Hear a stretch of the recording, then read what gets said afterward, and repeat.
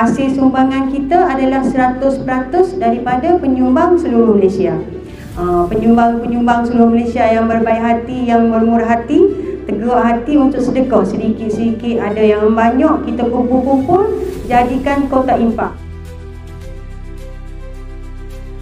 Assalamualaikum warahmatullahi wabarakatuh.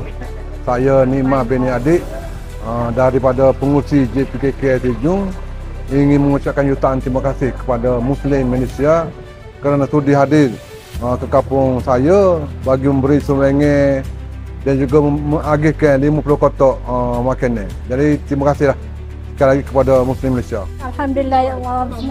Ini anugerah Allah, pilihan Allah. Terima kasih banyak. Alhamdulillah, bersyukur kepada Allah. Terima kasih Muslim Malaysia.